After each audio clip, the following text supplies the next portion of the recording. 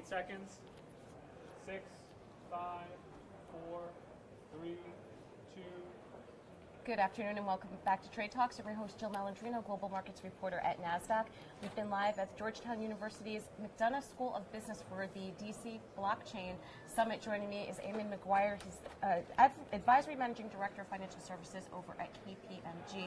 Thank you very much for joining us today Thank at you. GU. And so are we still in the very early stages of blockchain?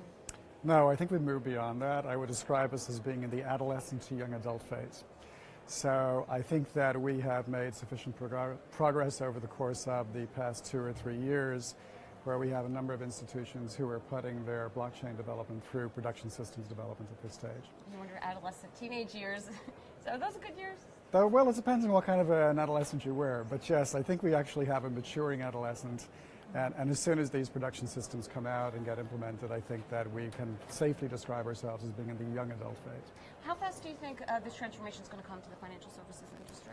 Well, actually, I think it's already underway. So I think that we know that there are many financial institutions that are currently involved in building production systems. Most of us are familiar with Project Eamonn, for example.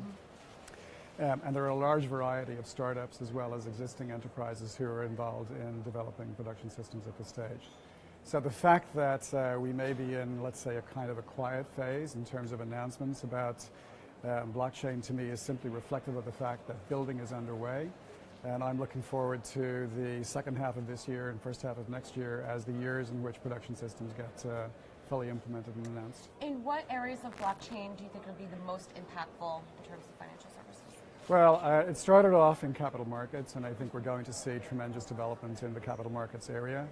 We're fully aware, as I'm sure you are, that in the derivative space, through the work that the DTCC is doing in credit default swaps, the efforts underway from ISDA around the CDM model to create sort of standard events and life cycle in derivatives trading, as well as other initiatives that are underway, I'm expecting we will see in the next 12 months these kinds of production systems being put in place. Let's look at the next 3, 5, 10 years. What other industries do you see adopting blockchain technology? So I think products is a strong candidate for the adoption of blockchain technology, in large part because of the emphasis upon supply chain.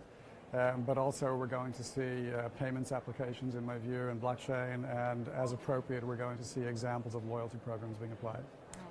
So I think products is the main candidate actually for other areas in applying blockchain. Well, thank you very much for joining us at Thank GU you. today. All Thank right. you for joining me throughout the day. I'm Jill Malandrino, Global Markets Reporter at